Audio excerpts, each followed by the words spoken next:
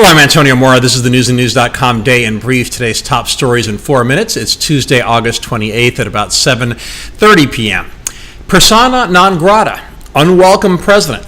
Those are the titles of powerful pieces in the Washington Post and LA Times, respectively, addressing what one of them calls the, quote, shunning of Trump, the president, as pariah. Both articles were inspired by Senator McCain's decision to exclude President Trump from his funeral. They highlight how Trump was asked not to attend Barbara Bush's funeral, how Queen Elizabeth was the only royal who agreed to meet with Trump when he visited England, how he was not invited to Prince Harry and Meghan Markle's wedding, how he had to skip the Kennedy Center honors when some of the honorees said they might boycott the traditional White House ceremony, and how the NFL and NBA champions dissed White House celebrations. The exclusion of the American president from events mourning and celebrating our heroes and our culture are extraordinary. I'd argue that it matters because these are moments that unite the country, something desperately needed in a time of such rancor. However, that would involve effort at reconciliation on both sides. I wouldn't hold my breath. Anti-Trump rhetoric from the media, politicians, in Hollywood is harsh and unrelenting, and Trump has shown less interest in being a peacemaker than I have in doing a polar bear plunge.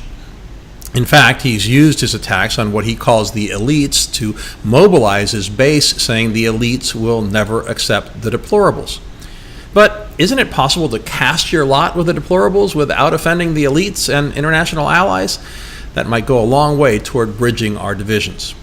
Talking about divisions, Senator Lindsey Graham joined a growing number of Republicans and said Trump's relationship with Attorney General Jeff Sessions is beyond repair and suggested he be replaced. Senate Majority Leader Mitch McConnell broke with those GOP colleagues who seem to be giving Trump cover to fire Sessions, saying the beleaguered AG should stay exactly where he is.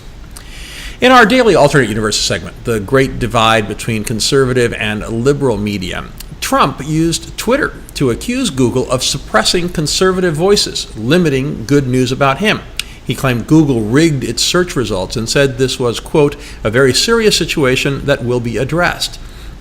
Google responded by denying it, and some media organizations jumped to Google's defense. The claim originated from a conservative news site, PJ Media. A story there said 96% of Google search results for Trump news were from liberal media outlets. Obviously, what you consider a liberal media outlet would strongly affect the result of your analysis. PJ Media used a chart from Cheryl Atkinson that rates news organizations. Full disclosure, I consider Cheryl a friend. But Cheryl's ratings take a conservative's approach. If you instead use some of the liberal ratings of news sources that are out there, the results would have been dramatically different. Regular users of News and News know we use our own ratings for purposes of our bias meter to make sure we provide you with a balance of articles from news sources across the political spectrum. We use both liberal and conservative media ratings sites to come up with what we believe is accurate.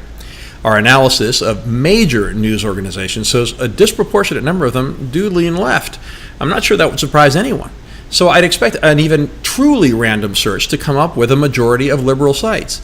96%, however, seemed extreme, so I took a quick look at the top 50 sites that turned up when I searched for Trump. This is not scientific, but I did it before the Trump Google story exploded, so my results were not likely skewed by that.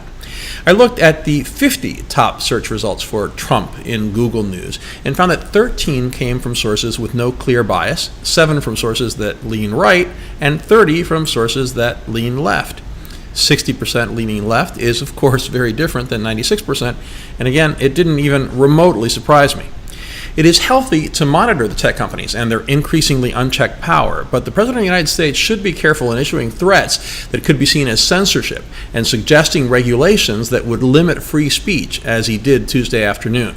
I suspect that the Supreme Court, even with a conservative majority, would not look kindly on First Amendment restrictions. Finally, more on the Supreme Court. A C-SPAN survey found that a majority of likely voters in the U.S. could not name even one Supreme Court justice. It's frightening that people who vote could be so uninformed about a crucial part of our government. Ironically, 7 out of 10 said they're paying attention to Trump's nomination of Brett Kavanaugh to take Anthony Kennedy's seat. Did they not pay attention last year when he nominated Neil Gorsuch? Because if they do pay attention to the court, how could they not be able to name at least Gorsuch and Kennedy? People polled said one thing when it was a yes or no answer, another when they actually had to provide information themselves. This shows the limitations of polls and why we're reluctant to use individual ones here at News and News. You can find all those stories and much more updated around the clock 7 days a week on newsandnews.com, where you will find all you need to know in one place. Please subscribe to our YouTube channel by clicking on the right of your screen just below this video. Please follow us on Facebook at Real News and News, and follow me on Twitter at AmoraTV. I'll see you again tomorrow.